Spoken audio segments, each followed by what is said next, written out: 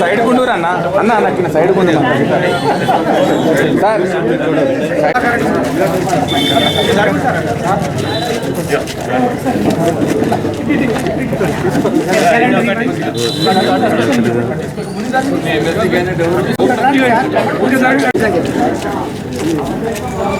ఇటు అన్నారు ఇటు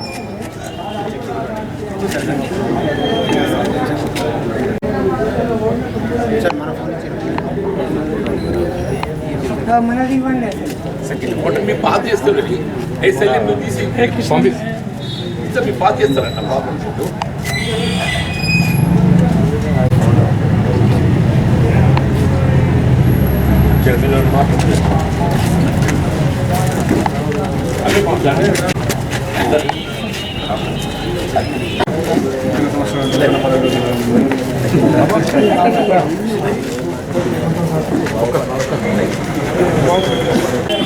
డిటిఎఫ్కు ఒక క్రమశిక్షణ గల వృత్తి నిబద్ధత సామాజిక అంశాలను ఎజెండాగా ఉంచి విద్యారంగంలో ఉండబడేటువంటి సమస్యలకు సమరశీలంగా పోరాడుతూ విద్యారంగ అభివృద్ధి కొరకు అలాగే పాఠశాల విద్యాభివృద్ధి కొరకు ఉపాధ్యాయ సమస్యల పట్ల నిరంతరం పోరాడుతున్నటువంటి ఒక సంస్థ ఇది. ఈ డిటిఎఫ్గా మేము చాలా కార్యక్రమాలు చేపట్టడం జరిగింది. విద్యారంగంలో ఉన్నటువంటి ఎన్రోల్మెంట్ కానీ తర్వాత చాలా ఇంకా ఇతరత్ర సమస్యల గురించి గత 10 సంవత్సరాల నుంచి పోరాడుతూ చేస్తున్నటువంటి క్రమంలో మన నూతనంగా వచ్చినటువంటి ప్రభుత్వం మా సమస్యలు పరిష్కరించే దిశగా వారికి మేము విన్నవిస్తూ ఉన్నాం. ముఖ్యంగా పాఠశాల విద్యారంగంలో ఈ సర్వశిక్ష అభియాన్కి సంబంధించినటువంటి అంశం. సర్వశిక్ష అభియాన్ ఉద్యోగులు నిరవధిక సమ్మె కొనసాగిస్తూ ఉన్నారు. అది మరి మొన్న కొంత చర్చలు కూడా జరిగినాయి. అవి సఫలం కావాలని చెప్పి మీ ద్వారా ఇంకా పెండింగ్లో ఉన్న అంశాలను ప్రభుత్వం దృష్టికి తీసుకెళ్లాల్సిందిగా కూడా విజ్ఞప్తి చేస్తూ ఉన్నాం. డిటిఎఫ్కు ఏ సమయంలోనైనా మేము కార్యక్రమాలు చేపట్టినా వెన్నంటి ఉండి మా పోరాట కార్యక్రమాల్లో గత 10 సంవత్సరాలుగా ఉంటూ మా డిటిఎఫ్ను ముందు నడిపిస్తున్నటువంటి పెద్దలు జీవన్ రెడ్డి గారికి డిటిఎఫ్ జిల్లా శాఖ పక్షాన కృతజ్ఞత తెలియజేస్తూ ఇంకా ముందు కూడా మాకు అదే స్ఫూర్తినిస్తూ మమ్మల్ని ఉత్తేజంగా ముందుకు నడిపించాల్సిందే కూడా వారికి విజ్ఞప్తి చేస్తూ మాకు సహకరిస్తున్నందుకు జిల్లా శాఖ పక్షాన కృతజ్ఞత తెలియజేస్తున్నాం. జిల్లా శాఖ ఆధ్వర్యంలో మిత్రుడు రామరెడ్డి గారు వారి సహచరులు అందరూ కూడా ఏదైతుందో ఈ క్యాలెండర్ ఆవిష్కరణ ఈరోజు చేపించటం అభినందనీయం. వాస్తవంగా మీరు ఉపాధ్యాయ సంఘాలు ఎన్ని ఉన్నప్పటికీ డిటిఎఫ్కు ఒక ప్రత్యేకత ఉందని చెప్పక తప్పదు. అంటే క్రమశిక్షణకు మారుపేరుగా వీళ్ళ ఉద్యోగ ఉపాధ్యాయుల సమస్యలతో పాటుగా పాఠశాలల సమస్యలు అన్నింటిలో కూడా ఏదైతుందో ఒక ప్రత్యేకమైన దృష్టితో పోరాటం చేయడం మనం గమనిస్తుంది. అంటే వాస్తవంగా తెలంగాణ రాష్ట్రం ఏర్పాటుతోని ఉద్యోగ ఉపాధ్యాయుల సమస్యలు అన్నీ పరిష్కరింపబడతాయి. నిరుద్యోగ యువత కూడా ఉద్యోగ అవకాశాలు మెరుగవుతావని చెప్పని మనం భావించదని. కానీ గడిచిన దశాబ్ద కాలం మనం ఆశించిన ఫలితాలు ఏవి కూడా పొందలేక అంటే వాస్తవంగా ఈ జోనల్ సిస్టమ్ 317 జియో ఏదైతే నూతనంగా అమలు చేయడం జరిగిందో అది ఉద్యోగస్తులు ఉపాధ్యాయులు నిరుద్యోగ యువత విద్యార్థుల పట్ల ఒక విధంగా చెప్పాలంటే అది గొడ్డలు పెట్టుగా మారిందని చెప్పక తప్పదంట. ఇవల్ల ఈ జోనల్ సిస్టమ్ అనేది ఏదైతుందో నూతనంగా ఏర్పడినటువంటి జిల్లాలను అన్నింట్లో కూడా ఎక్కడ ఏ జిల్లా అయినప్పటికీ అక్కడ పనిచేసేటువంటి ఉద్యోగ ఉపాధ్యాయులకు నిరుద్యోగ యువతకు విద్యార్థులకు ఏ విధమైనటువంటి ఒక సమస్య ఉత్పన్నం కాకుండా ఈ జోనల్ సిస్టమ్ రూపొందించబడి ఉంటే బాగుంటుంది. ఏమైపోయిందంటే ఉదాహరణ మనం ఒక కరీంనగర్ జిల్లాని తీసుకుంటే 4 జోన్లు చేయబడ్డాయి. ఒకటి బాసర అయిపోయింది, 2 సిరిసిల్ల రాజన్న అయిపోయింది, 3 కాళేశ్వరం అయిపోయింది, కొంత భాగం భద్రాలు అయిపోయింది.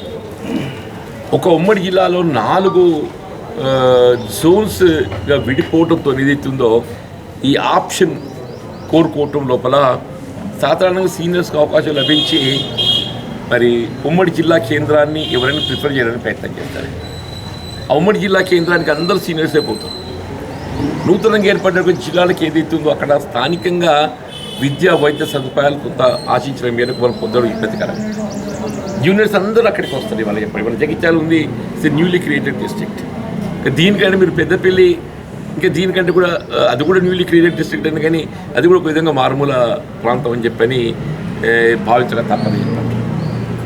దీంతో ఏమవుతుందంటే ఈ ఉమ్మడి కరీంనగర్ జిల్లాని ఎంచుకున్నట్టు సీనియర్సే వాళ్ళు రిటైర్మెంట్ కావటానికి వారికి తొందరగా అవకాశం వస్తుంది. దాంతో ఏమవుతుంది, ఆ ఎంప్లాయ్మెంట్ క్రియేషన్ అనేది ఏదైతే ఉందో అక్కడ ఎక్కువగా లభిస్తుంది. ఎవరు ఎంత ఎక్కువ రిటైర్మెంట్ కావడం జరిగితే అక్కడ నూతన ఉద్యోగ అవకాశాలు ఎక్కువ ప్రొజెక్ట్ అవుతాయి.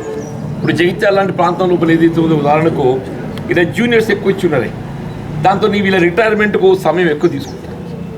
ఎంప్లాయ్మెంట్ క్రియేషన్ అనేది జాప్యం అవుతుందని చెప్పండి. అందుకొరకు ఏదైతుందో ఈ జోనల్ క్రియేషన్ లోపల మీరు ఒక జిల్లాను 4 చేసిన దానికంటే ఉమ్మడి జిల్లాను ఒక యూనిట్గా తీసుకొని ఉంటే 10 ఉమ్మడి జిల్లాలు ఉన్నాయి మనకు. 10 ఉమ్మడి జిల్లాను ఒక జోన్లు తీసుకుంటే 10 జోన్లు అవుతాయి. అందులో 5 జోన్లు ఒకవైపు 5 జోన్లు ఒకవైపు ఏదైతుందో 2 మల్టీ జోన్స్ ఏర్పాటు చేసుకుంటే అసలు ఈ సమస్య అనేది ఉండకపోతుంది. జోన్స్ క్రియేట్ చేయబోయే ముందు ఏదైతున్నదో గవర్నమెంట్ స్టేక్ హోల్డర్స్తో చర్చించాలి. స్టేక్ హోల్డర్స్ అంటే ప్రభుత్వ ఉద్యోగస్తులు, ఉపాధ్యాయులు, నిరుద్యోగ యువతే కానీ విద్యార్థి సంఘాలే కానీ చర్చించినట్టయితే అది ఏ విధంగా ఉంటుందో మనకు లభిస్తుంది. ఇప్పుడు 317 పరిష్కారం చూపాలని ఈ ప్రభుత్వం ప్రయత్నం చేస్తుంది. అందులో ఏమైపోతుంది, తాత్కాలికంగా వితిన్ 317 పరిధి లోపలనే స్పౌజ్కు ఏదైతున్నదో మీరు ఒకే కాడ వారు ఉద్యోగం చేసుకోవడానికి అవకాశం కల్పించడానికి మీకు ఆప్షన్స్ ఇస్తుంది. అంతమంటూ కొంత సమస్య పరిష్కారం అవుతున్నది. కానీ శాశ్వత పరిష్కారం భావించడం వీల్లేదు. అసలు 317 పూర్తిగా రివ్యూ చేసి పాత ఉమ్మడి 10 జిల్లాలను ఒక జోనల్ సిస్టమ్గా యూనిట్స్గా తీసుకొని అవసరం వస్తే presidential order it can be modified time to time. ఇది మన దేశంలో ఉన్నది. ఇక్కడ శాసనసభ తీర్మానం చేసి కేంద్ర ప్రభుత్వం నివేదిస్తే కేంద్ర ప్రభుత్వం రాష్ట్రపతికి ప్రతిపాదిస్తుంది, రాష్ట్రపతి ఆమోదిస్తాడు, శాశ్వత పరిష్కారం లభిస్తుంది. కాబట్టి వల్ల ఈ ఉద్యోగ ఉపాధ్యాయుల సమస్యలకు సంబంధించి డిటిఎఫ్ పక్షాన మరి క్యాలెండర్ ఆవిష్కరణ సందర్భంగా కొన్ని సమస్యలు మీతో చర్చించేటువంటి అవకాశం లభించినందుకు నేను నిజంగా కూడా మీకు అందరికీ ధన్యవాదాలు చెప్పంటున్నాను. నేను ఒక విధంగా మీ ప్రతినిధిని ఇలా పట్టభద్రులకు ప్రాతినిధ్యం వహించడం చెప్పంటే మీరందరూ పట్టభద్రులే చెప్పంటున్నాను. మరి మీ టీచర్స్ ఎమ్మెల్సీకి సంబంధం లేకుండా గ్రాడ్యుయేట్ ఎమ్మెల్సీని ఎన్నుకోవటంలో కూడా మీ పాత్ర ప్రధానమైందని చెప్పండి. నాకు నేను ఎందుకు అదృష్టవంతులంటే మీ అందులో మీకు ఈ ఆర్గనైజేషన్స్ ఎన్ని భిన్నాభిప్రాయాలు ఉన్నా కానీ నాపై ఏదైతుందో అందరూ కూడా అభిమానంతో చెప్పంటారు. Let it be any organisation all organisations అన్నీ కూడా మరి నాకుండేటువంటి అనుభవాన్ని ఇవాళ ఉపాధ్యాయుల సమస్యల పరిష్కారానికి తోడునిస్తున్న భావంతో నాకు అండగా నిలవటము. దాదాపు 6 సంవత్సరాలు గడిచిపోతే 3 మాసాలు మిగిలింది. మార్చి 29కి ఏదైతుందో నా తల ముగిసిపోతుంది. ఇదేమైనా విద్య అనేది ప్రధాన అంశం. ఇక్కడ సమాజ నిర్మాణంలో ఏదైతుందో విద్య అనేది ఇది ప్రధానమైనటువంటి అంశం. కాబట్టి దీని ప్రాథమిక హక్కులు చేర్చబడ్డాయి. అసలు ఏదైతుందో విద్యా వ్యాప్తి కొరకు ఏదైతుందో ఇది అందరం కూడా రాజకీయాలకు అతీతంగా మనకున్నటువంటి ఒక బాధ్యత మనం చేయాల్సిన పని చెప్పండి. భవిష్యత్తులో కూడా మీ సలహాలు సూచనతో మరి మీకుండే సమస్యల పరిష్కారానికి నా వంతు బాధ్యత నిర్వర్తించడంతో పాటుగా ఇంకా చేయవలసిన కార్యక్రమాలు ఏమున్నా కానీ నాకు చుట్టూ ప్రజా జీవితం ఏ హోదా ఉంటుందనేది ప్రధానం కాదు. ఏ హోదాలో ఉన్నా కానీ నాకున్న అనుభవంతో ఏదైతున్నదో నేను విద్యా వ్యాప్తి కొరకు మొదటి సరళ కల్పన కొరకు పాటుపడడం ఏదైతుందో నా బాధ్యత భావిస్తానని చెప్పని పేర్కొంటూ మరొకసారి డెమోక్రటిక్ టీచర్స్ ఫెడరేషన్ మిత్రులకు అందరికీ నేను హృదయపూర్వకంగా అభినందనలు తెలియజేస్తూ ఈ రాబోయేటటువంటి నూతన సంవత్సరం మీరు ఈ విద్యా వ్యాప్తిలో మీ బాధ్యతలు నిర్వహణలో కావాల్సిన సౌకర్యాల కల్పనలో మీ యొక్క సలహా సూచనతో నేను ఎప్పటికీ మీకు అందుబాటులో ఉంటానని చెప్పి పేర్కొంటూ సెలవు తీసుకుంటాం.